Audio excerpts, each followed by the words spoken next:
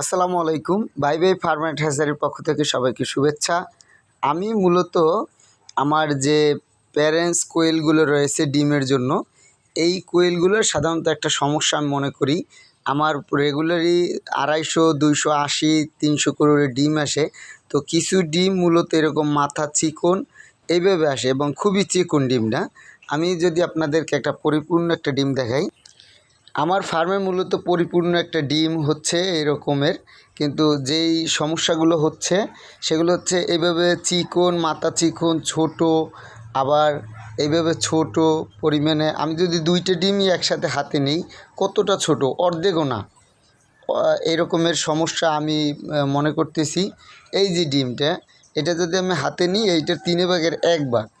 তো আসলে মূলত সমস্যাটা কি? আরেকটা সমস্যা হচ্ছে, আমার এই ডিমটার দেখেন উপরে একেবারেই খয়েরি কালার, এরপর বাদামি কালার, এরপরে সাদা ফ্যাকাশে একটা বেশি অংশ। মূলত এই রকমের কেন আসে?